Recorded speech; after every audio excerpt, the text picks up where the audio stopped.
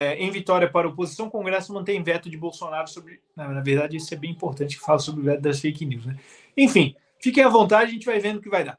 Em Vitória para a oposição, o Congresso mantém veto de Bolsonaro sobre tipificação de fake news. Só levanta um pouquinho. Outros 7 trechos vetados pelo ex-presidente na LSN. Chegou aquela parte que eu queria pedir ajuda de vocês. O que é LSN?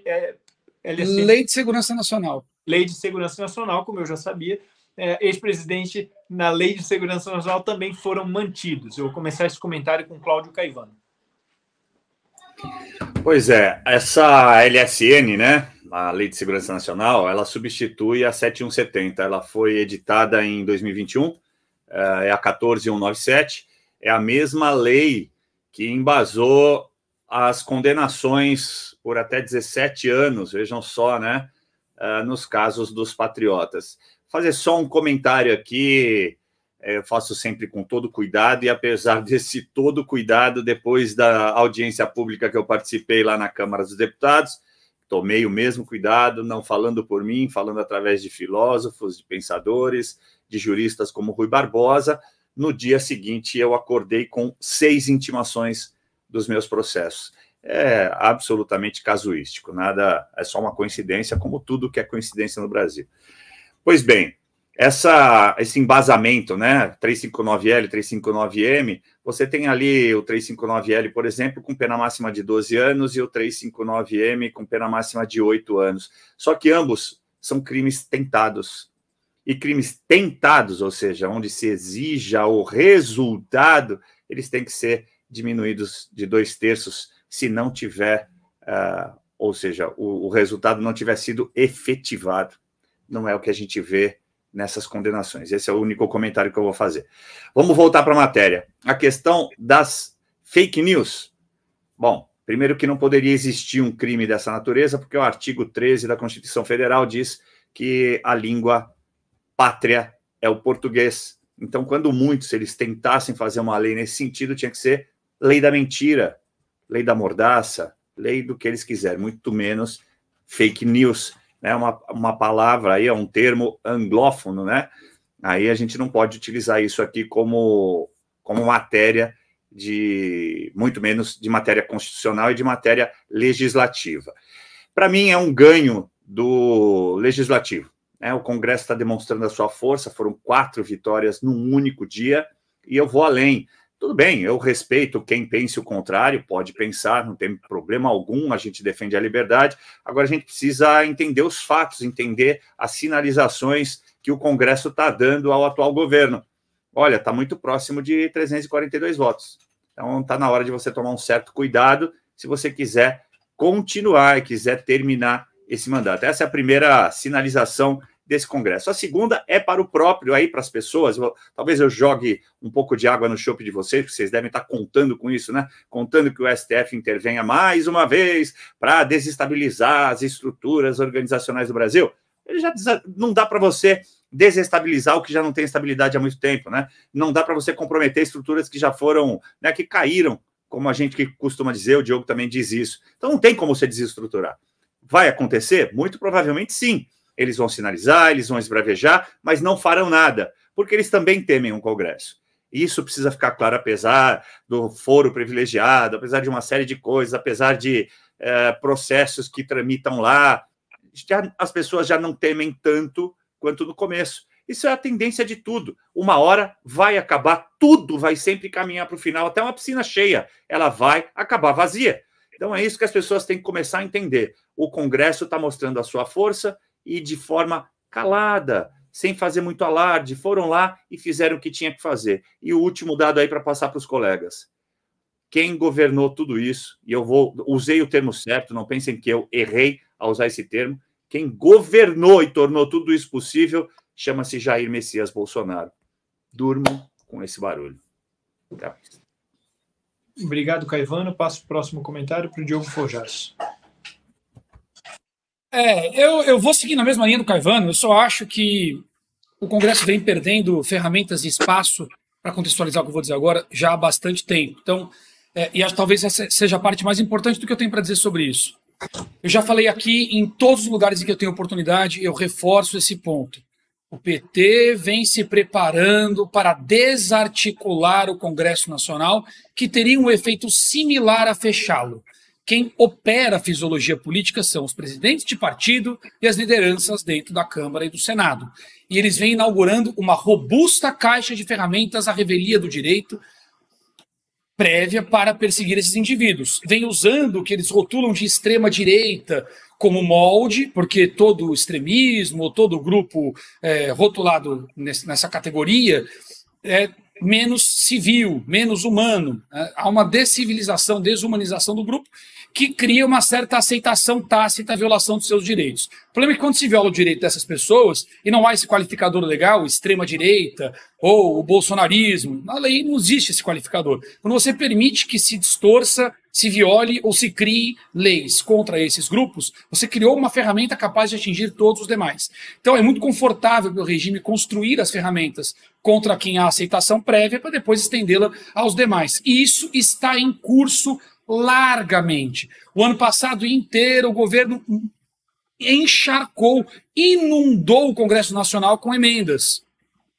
Inundou. Teve gente saindo de caiaque do Congresso. Então, esse foi o caso, né? Emendas PIX e o caramba. Lógico que o governo sabe muito bem como se dão os gastos de emendas no país, nos municípios.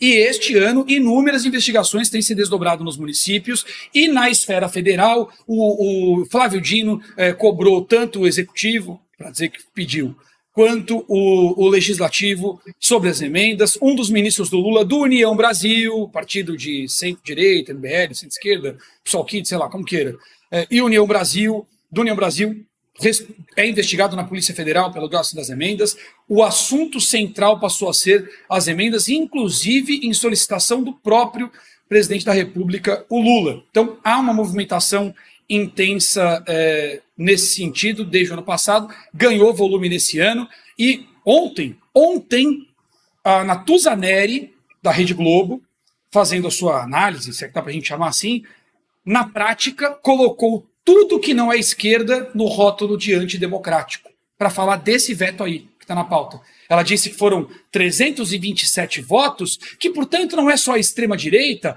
há uma adesão da direita, do centro-direita, nessa tendência antidemocrática, que votaram contra a democracia. Sim, contra a democracia, porque este é um item que garantiria. Já é a construção retórica que começa a incluir esses grupos políticos no mesmo processo de desumanização. Então você teria, a conclusão da retórica, grupos políticos que seriam aqueles que estão extorquindo o executivo por emendas, que se descobre depois com gastos superfaturados, talvez, quem sabe, e aí não precisa ter furo no encanamento da casa inteira, basta ter alguns poucos e abrir bastante água para dizer que tem que trocar o encanamento todo. Pois é. E aí você teria um grupo político que é responsável por extorquir o executivo por emendas e que, de quebra, ainda é desumano e antidemocrático em favor das fake news. E aí pronto, né? Se tivesse mantido esse veto, eles estariam perdidos. Então, eu vejo uma ameaça muito grande àqueles que podem articular alguma coisa do ponto de vista político. O centro político é quem tem influência, inclusive, na desmídia, em boa parte dela. O que me tranquiliza é o lado que o Caivano trouxe, que eu vou completar com as matérias do Estadão, da Folha de São Paulo, alguns lampejos até na própria Globo, de crítica tanto ao regime do Lula quanto aos abusos da toga. Vejo elas como sementes preparadas para se reposicionar quando preciso for. Então isso é um sinal positivo, é sinal que o Centrão ainda tem algum respaldo para esse tipo de movimentação. E essa vitória de ontem, aí sim, eu acho que ela tem um impacto gigantesco, e eu vou seguir também pela linha do número de votos que o Caivano colocou. Eu inclusive comentei isso na minha live de ontem. 327 votos significa, contrariando a Natuza Neri, significa que eles despertaram para o risco. E eu vou dizer por quê. Os grupos políticos que aprovaram esta lei, os donos da política, são os mesmos que mantiveram o veto. Para essa lei ser vetada, ela foi aprovada. Ela foi aprovada em 2021. E ela foi vetada pelos mesmos donos da política em 2024. É importante que as pessoas tenham consciência de que você troca a vaca no poste. Que é aquele cara que foi para lá e você não sabe como. Mas a vaca no poste atende alguém, ao dono do partido, ao dono da articulação. E esses caras são os mesmos, esses caciques são os mesmos. Eles entenderam que essa lei não era uma ameaça para eles em 2021, por isso aprovaram. Eles se viam como beneficiados e por isso aprovaram. O fato de esses mesmos donos da política agora toparem manter o veto contra a lei que eles aprovaram, talvez sinalize que eles finalmente perceberam que eles são o alvo, que foram eles a derrubar o PT no passado. Que essa construção que eu coloquei no começo é para eles, não é para nós. O Marcon disse na enquete que é para oficializar o que o Alexandre de Moraes já faz. Já faz contra quem? Faz na internet, faz com jornalistas independentes, mas se este veto não tivesse sido mantido, ele poderia fazer com o UOL, com a Globo. Na semana passada, o Alexandre de Moraes, inclusive, questionou o UOL, disse que o UOL mentiu. Desinformação em massa é o que está no artigo da lei que foi mantido o veto. Desinformação em massa. Uma matéria no UOL não tem comunicação em massa? E se os todos poderosos consideraram desinformação, bem-vindo, você está enquadrado na lei. Se esse veto tivesse sido mantido, não só a imprensa seria impactada, mas todos os especialistas, vigaristas, sei lá como queira chamar, todos eles estariam nesse mesmo pacote da desinformação em massa, que, claro, a gente sabe é inconstitucional, né? Não pode ter nenhuma lei que cause embaraço à atividade jornalística, por exemplo. E essa causaria. Mas esse já não é mais um ponto. Então eu acho que o representativo aí é que os mesmos grupos políticos que antes não se viam ameaçados, e por isso aprovaram, agora se viram ameaçados. E ameaçados para o quê? Se o propósito da lei é o poder de silenciar, seja a imprensa ou especialista, silenciar com que propósito? Ora, se eu fosse acusado de um esquema de emendas parlamentares ou de chantagem contra o governo, eu precisaria dos meus amigos na imprensa. Eu precisaria da internet para reverberar o que eu tenho a dizer. Então, a minha esperança, talvez more aí, que eles tenham despertado não só para esta lei, mas para a ameaça maior do qual ela faz parte e que a real ameaça à democracia, que é a que pode retirar os articuladores da política e tornar este Congresso um refém fisiológico de uma fisiologia similar à do Partido Comunista Chinês, que tem Congresso, mas é como se não tivesse. Obrigado, Diogo. Passo o último comentário dessa pauta para a Karina Michelin. Não, eles falaram super bem, tanto o Caivano quanto o Diogo, explicando muito bem a situação, né, porque eles passam essa lei aí como sempre a Lei de Segurança Nacional para proteger o Estado Democrático de Direito, mas, na verdade, isso não passa de uma lei para censurar, calar vozes de oposições, de opositores. Isso é claro. Então, é uma tática, né, para você de comando. E aquele que está no comando vai ser beneficiado, né? Depende de quem tem essa arma na mão. Por isso que é muito perigoso.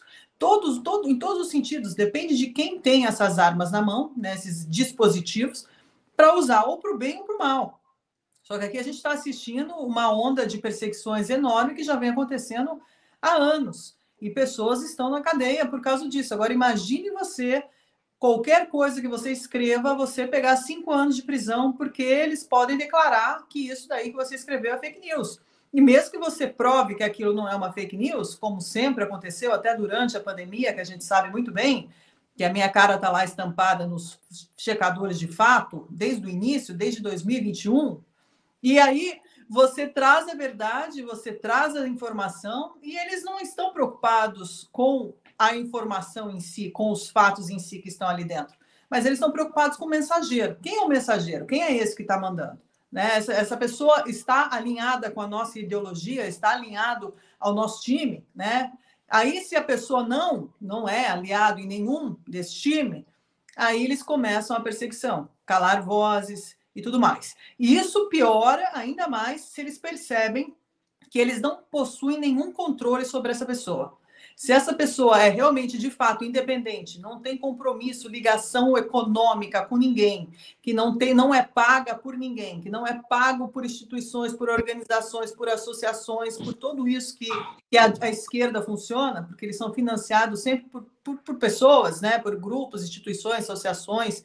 A gente sabe muito bem que isso acontece já faz muito tempo, né? Desde artistas e tudo mais que pegam dinheiro aí para fazer propaganda para o regime. Agora, quando eles percebem que tem do outro lado uma pessoa, um cidadão comum, um jornalista independente, que a sua única função é buscar a verdade e trazer os fatos sem viés, sem ter apoio político, sem ter apoio partidário, sem ter apoio econômico, absolutamente nada, ali eles não têm como controlar essa pessoa. Então, por isso, eles têm que criar o quê? Dispositivos para criminalizar essa pessoa, porque é o único modo de calar essas vozes. Primeiro, eles sufocam essas pessoas na economia, no modo econômico, que foi o que está acontecendo com presos políticos. Eles tiram tudo de você, tudo, colocam processos, começam a colocar contas aí, a gente vê, o doutor Caivano sabe muito bem disso, dos presos políticos que têm contas aí de milhões para pagar para o Estado.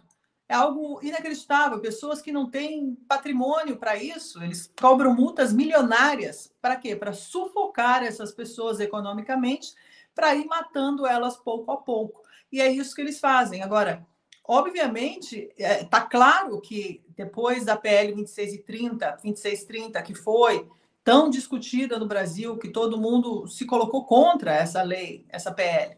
Depois teve a PL 8889 também, que é a famosa PL da Globo, que também tentaram logo em seguida, não deu certo 2630.